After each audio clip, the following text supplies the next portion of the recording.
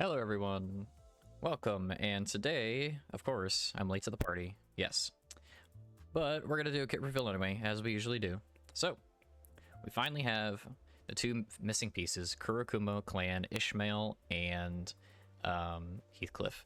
Also, very funny that we have two Captain Ishmaels. I just think that's great.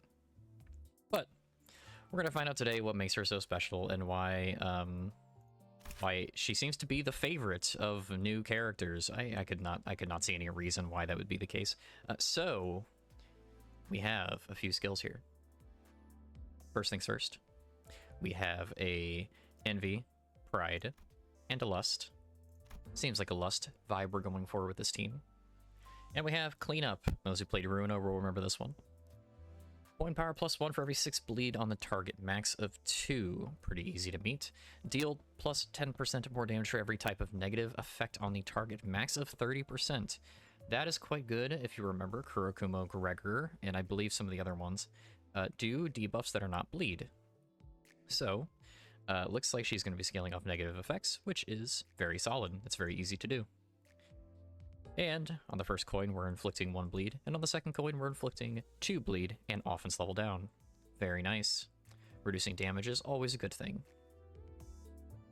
From there, we have the skill 2, Sharpened Blade. Coin power +1 for every 6 bleed on the target, max of 2. Dealing 10% more damage for every type of negative effect on the target, max of 50%. That is quite a big damage jump. 50% bonus damage is very good. Combat start. On 2 other allied Kurokumo clan identities with the fastest speed, apply 2 damage up once per turn.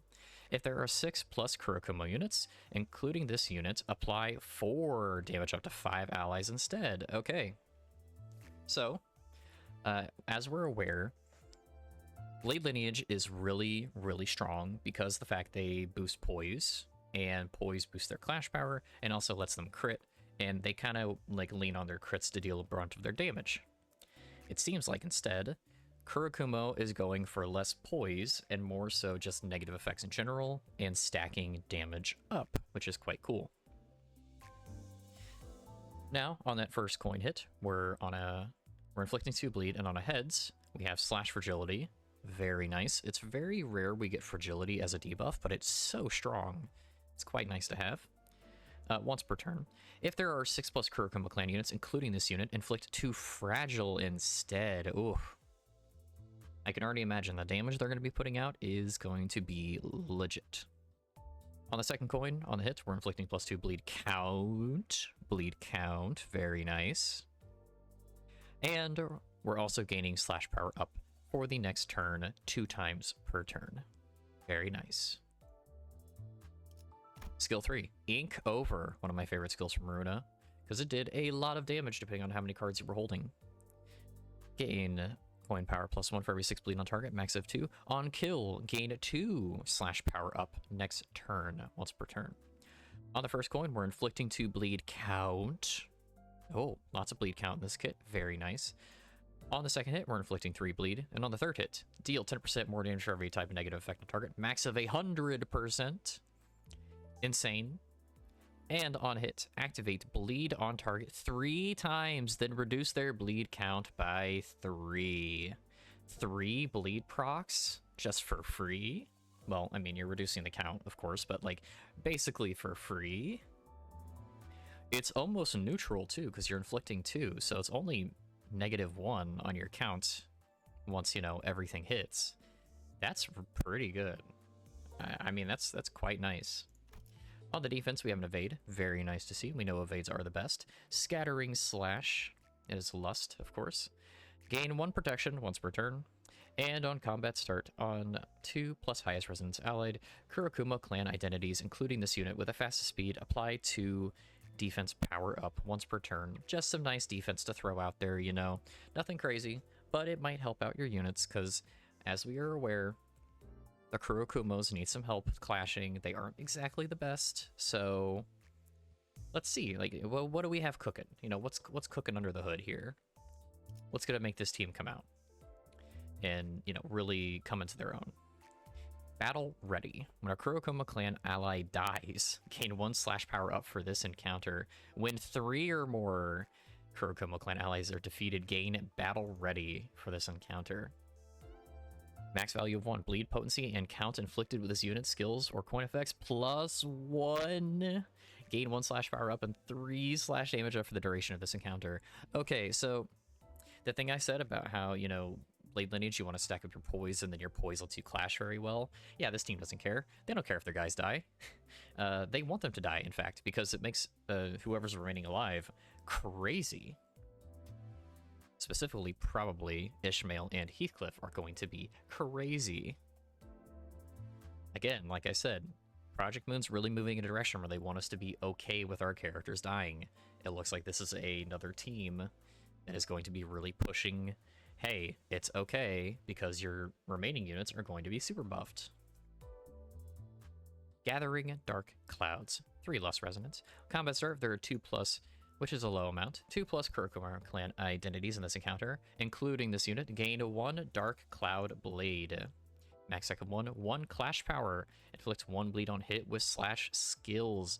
There is a lot of slash power already in this kit, and also inflicting bleed with just hitting with your skills on top of the, you know, battle ready and other things that are making you inflict bleed. That's pretty good. Combat start. Apply 1 Dark Cloud to Kurokumo clan identities adjacent to this unit on the dashboard. At 4+, less resonance. Apply 1 Dark Cloud to all other allies. Look at that. So, just like Merceau's Blade Lineage Bamboo-Hatted Kid, when you're doing your Pride Resonance, you're getting those buffs up.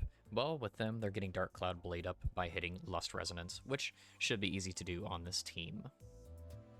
And of course, on the support skill, we also have Cloud Workshop Blade. 1 ally with the fastest speed inflicts 1 more bleed.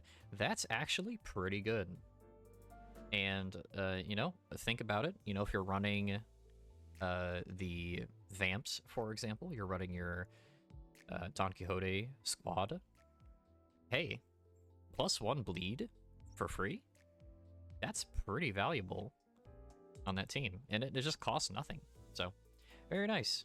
This is a very well-rounded kit, and it definitely helps bring Kurokumo up to the level, well, we'll see.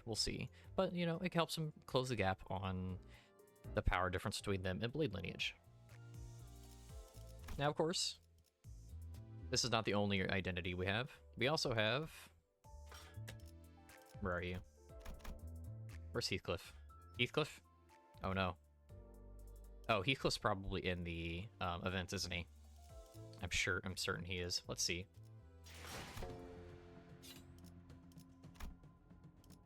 Ah, there you are. Kurokumo clan Heathcliff. Here we are. Alrighty. Let's take a look back through here. Also, very cool we're getting this for basically free for doing this event. So, we have a Wrath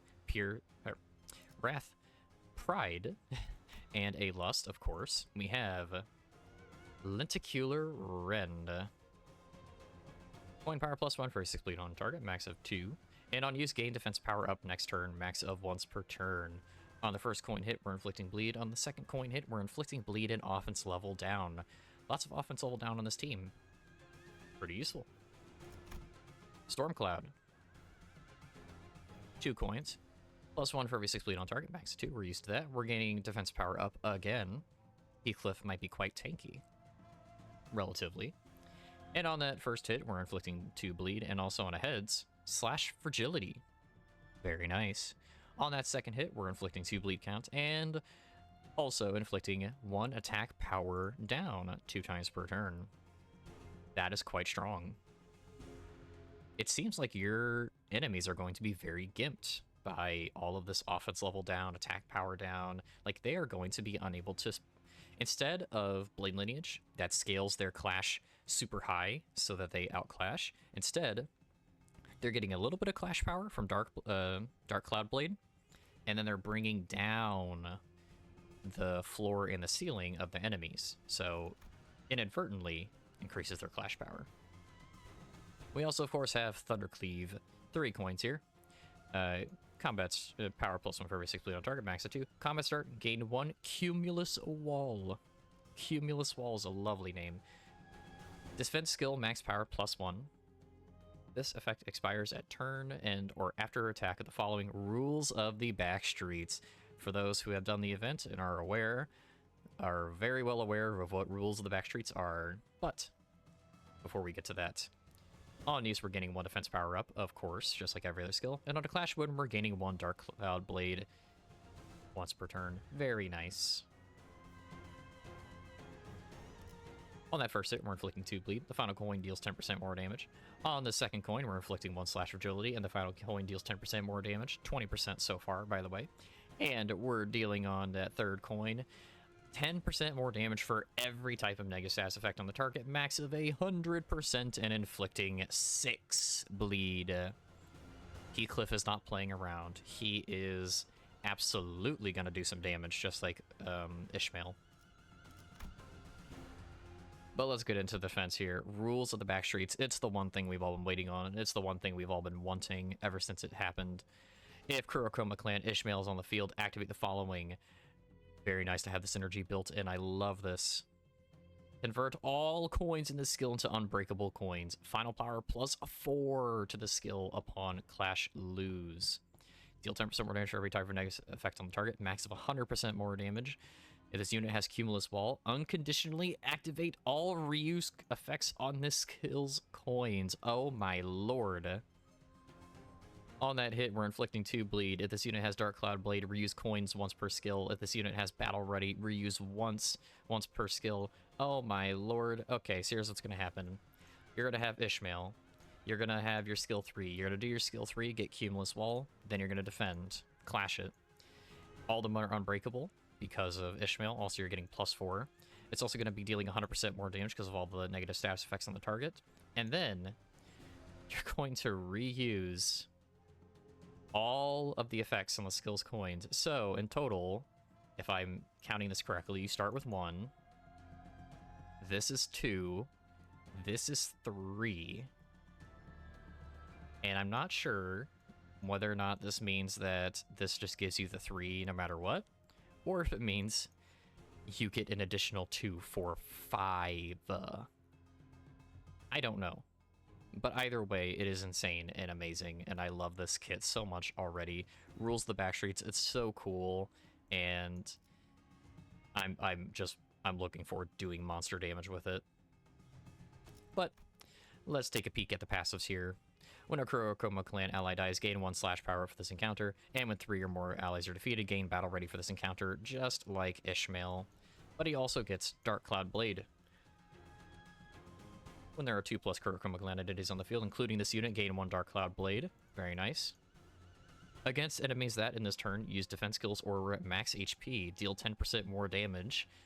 Alright, so you can just open up on something with more damage. Very nice. If an enemy attacked another ally with a skill and dealt damage this turn, use an unopposed attack against the attacker with skill 1. Wow, look at that. So anytime, even if the enemy does damage, you're hitting them with this, inflicting offense level down and getting bleed on them. That's so nice to have. Look at that.